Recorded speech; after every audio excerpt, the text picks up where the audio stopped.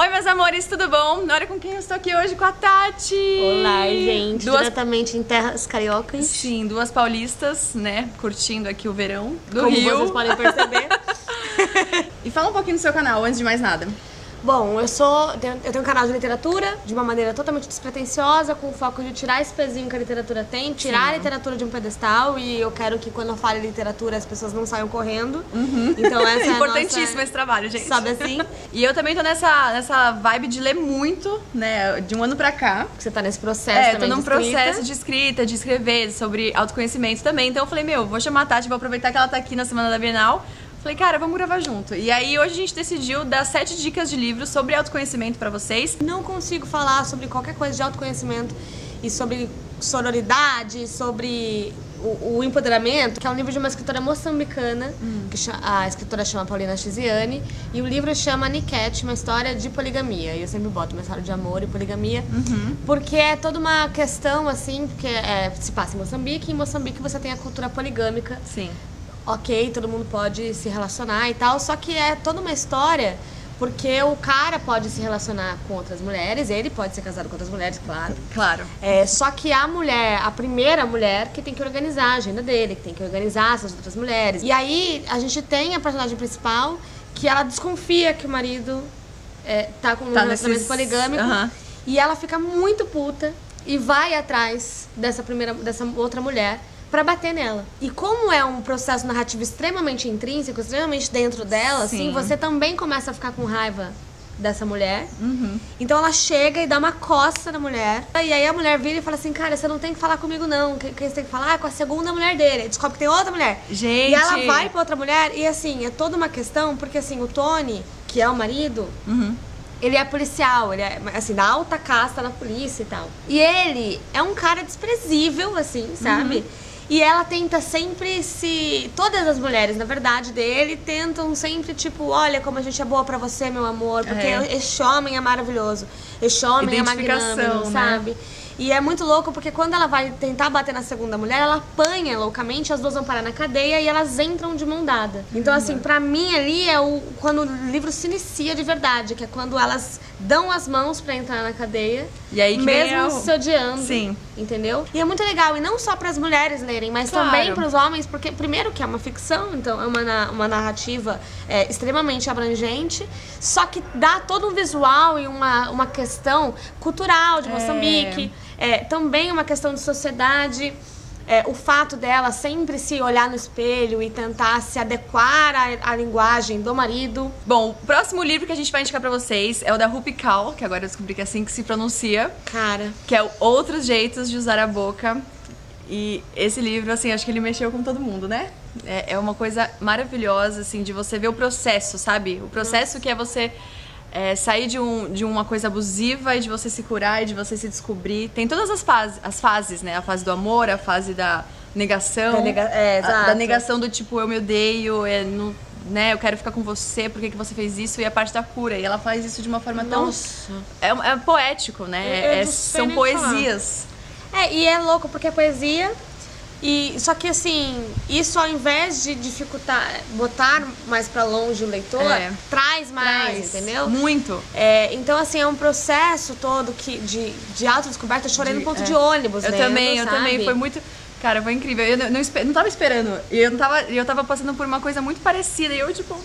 Meu Deus, assim, foi... Se identificando. Você se identifica... Eu acho que todas as mulheres... Se flagelando junto. Que você fala, nossa, é isso. Cada página... Aí você vai tirar... Aí você tira até foto, você fala, não, vou guardar esse trecho aqui pra você começar a ler. Só que o final é muito bonito, sabe? A última parte é muito bonita, porque é de realmente você se aprumar, sabe? Você usar a sua dor pra você construir algo muito bom pra você, sabe? De você se descobrir.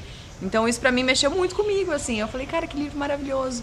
Né? E é todo um processo, um processo que você vai acompanhando junto com ela. E mesmo que você não esteja nesse processo, mesmo que você não esteja na fase da cura, por exemplo, e do amor próprio e tal, você se identifica ainda porque é uma coisa que você quer. Então, assim, é toda uma coisa. E o que eu acho legal também, e isso também tem muito a ver com a poesia, é o fato de que você não precisa necessariamente estar num relacionamento abusivo pra se identificar. Sim. Porque os relacionamentos abusivos são vários e eles podem estar no seu relacionamento com seu namorado, com seu amigo, com seu irmão, com sua irmã, com seu pai, com sua mãe. entendeu? E com você mesma também tem muito. Você mesma. Que é o mais... Eu acho que esse é o maior lance, assim. É quando a gente mesmo se olha e fala, poxa, não gosto disso daqui que eu tô vendo, sabe? Exatamente. E é o que mais acontece. Então, é legal de você se ver com mais sensibilidade depois dessa leitura, sabe? Você fala, nossa, eu sou muito ruim comigo, muitas vezes, sabe? Assim, de, meu Deus, mas tá tudo bem. Então, esse processo, deixa vir, sabe? Deixa chorar, sofre mesmo, entendeu? Então, é aquela coisa, sempre no final da tempestade tem lá o arco-íris e pode ser que você demore pra chegar ali, mas tá lá. Mas vai. E mais um livro que eu quero indicar pra vocês, que eu até fiz uma resenha já específica dele aqui no canal, é O Ano em que Disse Sim, da Shonda Rhimes. Ela é maravilhosa. Linda mesmo, eu vou falar... Shonda, nos note. Sério, por favor. Ela me inspira muito, inclusive, a escrever, sabe? Ela escreve tão bem, ela sabe contar histórias de um jeito tão maravilhoso. E aí ela conta nesse livro um pouquinho da história dela, né? Que ela sempre negava tudo, né? Tudo que chamavam ela, uma entrevista pra ela fazer, ou brincar com os filhos dela, ela tava sempre ocupada, sabe? Exato. Aquela mulher que é workaholic e acha que a felicidade tá ali naquilo, só que ela se enganava. Até que a irmã dela um dia chegou e falou, você não fala assim pra nada. Saca? Vai acordar aqui, querida. Você não fala assim pra nada. Ela, como assim eu não falo assim pra nada? Mas eu tenho tudo, eu sou uma roteirista de sucesso, eu não sei o que, tal. E aí ela resolveu escrever esse livro pra falar sobre esse processo dela do ano em que ela disse sim, que ela começou a aceitar as coisas. E aí numa pegada, eu tava até brincando com a Cami antes da gente começar a gravar, eu falei, cara, eu vou ter que indicar agora um homem que escreveu, mas é o Saramago, então licença poética, Sim. Que é o Ensaio sobre a Cegueira. Primeiro que assim, a protagonista é uma mulher, né? Então você imagina o seguinte, do nada tem um cara que ele tá no farol, ele tá no carro, e ele para no farol e do nada ele vê tudo branco. Daí ele encontra a mulher dele, eles vão até um oftalmo, e aí o oftalmo chega em casa e começa a estudar, porque ele fica assim, tá tudo bem com a sua córnea, não sei o que tá acontecendo, não sei porque que você tá falando que você tá cego. Ele chega em casa e encontra a mulher dele e conta pra mulher. Então é todo esse processo e você vai acompanhando, aí você acompanha o ladrão do carro. E o legal né, são várias coisas maravilhosas. Sim. Porque a partir do momento que esta mulher dele aparece em cena, ela vira a grande persona, uma vez que todo mundo começa a ficar cego, menos ela. Caramba. E esse oftalmo, ele liga, quando ele fica cego, ele consegue ligar pro Ministério da Saúde e fala, gente, estou cego, teve um cara que ficou cego, foi no meu consultório, então assim, não sei se isso é uma epidemia, não sei o que é, não sei o que tá acontecendo. Vamos fazer alguma coisa. E aí eles trancam a galera, todos esses humanos que ficam cegos, num manicômio abandonado. E você tem todo esse processo porque é humano no sentido mais animal possível, porque eles ficam trancafiados e sem enxergar. A única que enxerga é a mulher do médico, que fingiu que não enxerga pra conseguir ir com o marido pra esse lugar, senão ele ia ficar sozinho. Sim. Só que ela vê tudo, então ela fica o tempo todo narrando pra gente, falando assim, eu preferi ser cega. E por que eu falo que é de autoconhecimento? Porque você vê exatamente, tipo, quem nós somos.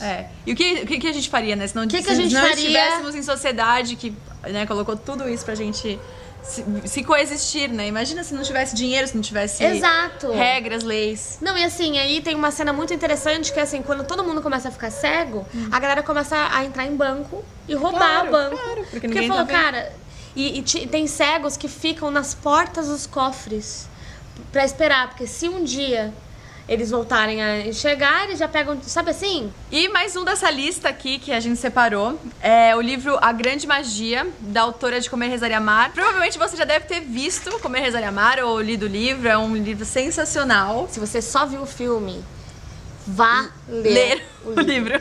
Vá ler o livro. Sério, assim, E eu tinha um puta preconceito com autoajuda, uma mochilinha do preconceito. Eu luto sempre contra a mochilinha do preconceito, mas não tem como, porque, né, sou ser humano. E aí eu ficava assim, cara, uma autoajuda, não sei o quê, mas A gente fica nessa, né? Eu também não gosto dessa nomenclatura do tipo, parece que você tá, né, perdido na vida e você precisa de um livro. Mas não é. E é porque a autoajuda é sempre pra mim, tipo, como enriquecer em 5 segundos. Em 5 práticas. Sim, mas não é isso. Esse livro em específico, Grande Magia, é sobre o processo criativo dela, né? Como que ela nunca abandonou a criatividade pra, né, pra viver, assim. Então ela te incentiva muito a você ter sempre essa caixinha da criatividade no seu dia. Por mais que você, né, trabalhe, viva numa sociedade que a gente às vezes vai se dispersando, né? A gente vai se tirando essa veia da arte de dentro da gente.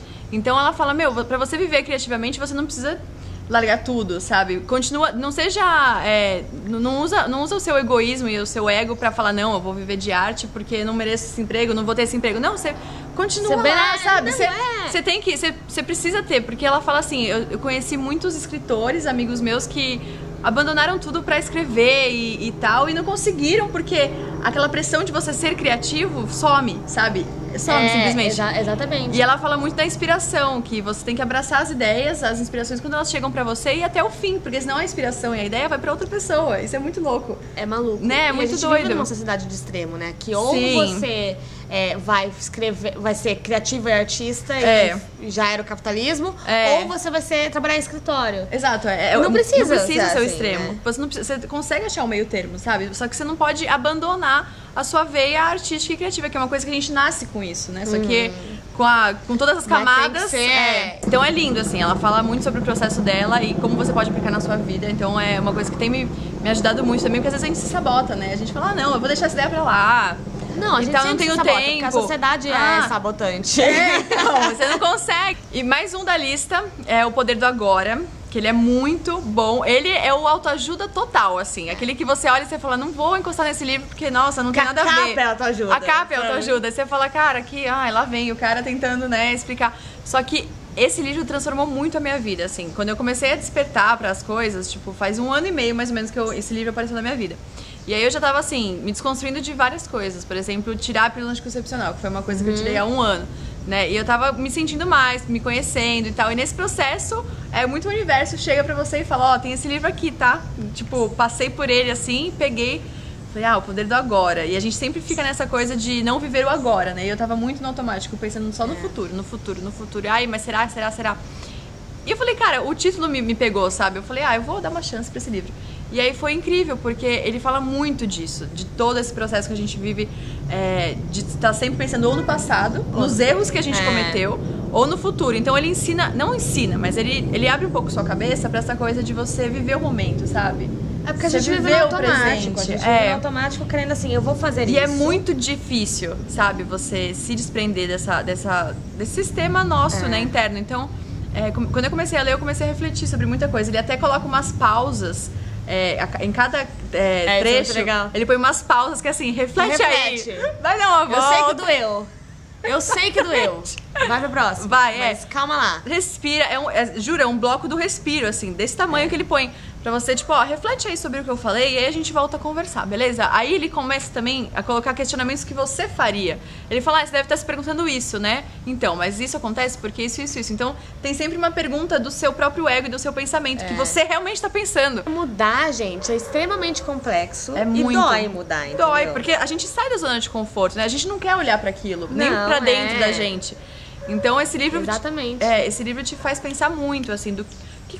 Qual caminho você tá guiando pra sua vida, sabe? Você tá indo só no automático ou você, sabe, volta lá, reflete, fecha o olho, pensa, medita. É uma leitura que vale pra qualquer pessoa querendo... em qualquer fase. Não precisa ser um ser de luz pra ler esse livro, nem tá muito envolvido em espiritualidade, que também é uma coisa que a gente vai descobrindo aos poucos, né? A gente não vira uma chave e fala, não, vou cuidar do meu espírito. Agora eu vou pensar no agora. Não é assim. Por último, mas não menos importante, nós temos As Mulheres que Correm com os Lobos. Que é um livro, assim, ele é um pouco assustador porque ele é grande, né? Então, assim, e fala sobre todo um processo de como as mulheres, elas são sempre moldadas pra não serem selvagens. Exato. E aí é muito legal porque é todo um processo de desconstrução de que, assim... A gente pode ser selvagem, sim. Mulher não pode falar alto, não pode rir, não pode se expressar. Exato. Né? A mulher da pré-história tinha que ficar dentro da caverna enquanto o homem ia lá fora caçar. Exato. E a procriação só existia por causa do homem também. Tem toda essa coisa, né? E o mais legal, aliás, eu indico muito, tem um podcast maravilhoso que entrevistou a menina que fez isso e ela conversa muito bem, ela fala muito bem. E o que eu mais gosto desse livro é que cada hora que eu ia lendo, eu ficava assim, nossa, isso daqui faz muito sentido. Como assim? Nossa, isso daqui faz sentido? Não. Imagina. Puta, faz. Faz. E quando você se toca da realidade, parece que você fica sem chão também, né? Você fala, putz, é isso mesmo. E aí é que nem ensaio sobre a cegueira. Aí você fica assim, nossa, meu Deus, é assim mesmo, né? E a gente ficou cego, né? E é uma desconstrução de tudo, assim, de muita coisa. Então, Mas essa desconstrução também é super importante, que você fala, cara, tá tudo errado, peraí, vamos pegar os caquinhos aqui das coisas e vamos refazer. Pra minimamente você não ir conforme a toada e você conseguir ser uma mulher que corre com os lobos, né? Não contra. Bom, pessoal, então essas foram as nossas dicas. Obrigada, Tati. Obrigada Espero que vocês tenham gostado. Se vocês tiverem algum livro também pra indicar sobre autoconhecimento, comenta aqui embaixo pra gente ler. E lá no canal da Tati, a gente também tá batendo um papo sobre isso, né? Sobre como a literatura pode sim ajudar nesse processo. Exato. Então tá bem legal o nosso papo e isso é uma coisa que dá pra conversar por horas, né? Então se você curtiu o vídeo, dá o seu like e se inscreve aqui embaixo, tá bom? Deixa eu apertar o botão. Só. Beijo. Tchau.